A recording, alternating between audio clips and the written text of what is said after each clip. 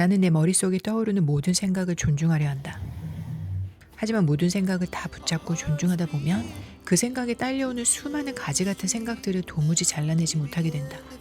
어떤 생각은 조금 더 시간이 지나야 비로소 무르익는다. 번뜩이는 찰나의 생각을 그 자리에서 바로 분석하고 해석해봐도 결과에 만족하지 못하는 이유는 시간이라는 숙성 과정을 거치지 않았기 때문이다. 분석적 사고는 이성적 사고의 핵심이다. 우리는 문제를 이해하고 위험을 줄이고 더 나은 선택을 하기 위해 분석을 한다. 이 능력 덕분에 우리는 효율적으로 빠르게 일해왔다. 하지만 문제는 분석 그 자체가 아니다. 분석적 사고가 삶의 기본값이 되는 순간부터 문제는 시작이 된다. 뇌가 쉬지 않고 분석 모드에 머무르면 에너지는 빠르게 소모되고 회복은 점점 느려진다. 이 상태가 반복되면 자주 지치거나 무기력해지고 결국 번아웃으로 이어지게 된다. 분석은 원래 결정을 돕는 도구이다. 하지만 분석적 사고가 삶 전체의 기본값이 되면 우리는 언제 분석을 멈춰야 하는지 결정하지 못하게 된다. 인지과학에서는 이를 분석마비라고 부른다. 정보를 더 모을수록 판단이 명확해지는 것이 아니라 오히려 선택이 필요한 인지 자원이 과도하게 소모되는 상태이다. 특히 전전두엽은 계획, 판단, 비교를 담당하는 영역인데 이 영역이 장시간 활성화되면 결정 피로가 나타난다. 그래서 우리는 상황 파악은 빠른데 실행과 선택은 점점 늦어지는 상태에 빠진다.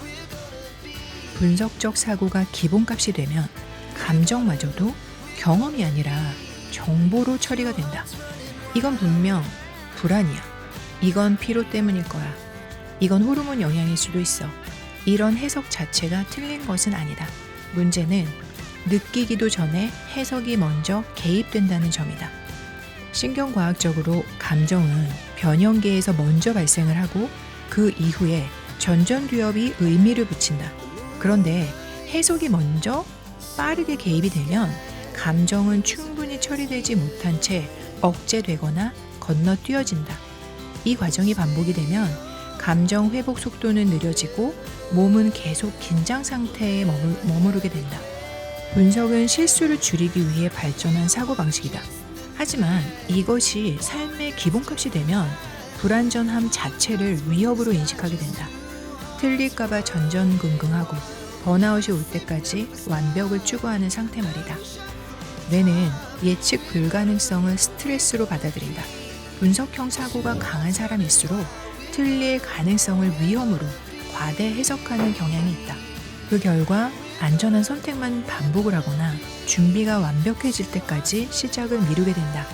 정답이 없는 분야나 새로운 시도에서는 이 패턴이 특히 치명적이다. 내가 이게 맞다고 느낀다보다 이게 말이 되나?가 먼저 떠오른다. 직관이 스쳐 지나가도 즉시 검증하고 논리적으로 설명되지 않으면 불안해진다. 하지만 직관은 비이성적인 감각이 아니다. 오랜 경험과 패턴 인식이 쌓아온 결과이다. 신경과학에서는 이를 암묵적 학습의 산물로 본다. 직관을 계속 의심하면 결국 나를 신뢰해야 할 내부 기준이 사라진다. 그리고 우리는 점점 외부의 논리와 근거 없이는 움직이지 못하는 상태가 된다. 분석적 사고가 삶의 기본값이 되면 뇌는 항상 과도하게 활성화된 상태에 놓인다. 문제는 분석이 아니라 분석을 끌 수 있는 스위치를 잃어버리는 것이다. 그래서 하루 중에는 의도적으로 분석하지 않아도 되는 영역과 시간이 필요하다. 목적 없는 산책, 계획 없는 시간, 결과를 내지 않아도 되는 움직임들. 이런 순간들은 비효율처럼 보이지만 신경학적으로는 회복을 위한 필수 조건이다. 삶을 더 잘 살기 위해서 분석을 배웠다면 이제는 언제 분석을 내려놓을지 선택하는 능력도 필요하다. 내가 루틴을 기록하는 이유도 바로 이 능력을 키우기 위해서다. 하루를 시작하며 몸과 마음의 컨디션을 적고 무엇을 먹었는지, 식사 후에 소화 상태는 어땠는지, 그날의 일과와 움직임, 신체와 감정의 변화를 자유롭게 기록을 한다. 그 순간에는 해석하지 않는다. 그냥 이렇구나 하고 적거나 녹음을 대신할 뿐이다. 대신 매주 또는 매달 시간이 지난 뒤에 분석을 시작을 해본다. 반복되는 감정과 사고, 몸 상태의 변화 패턴을 말이다.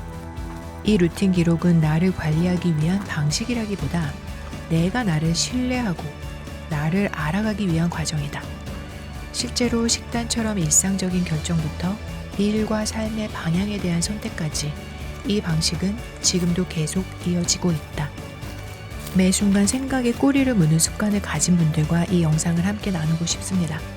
이 이야기가 잠시라도 생각에서 벗어나는 계기가 되었으면 합니다.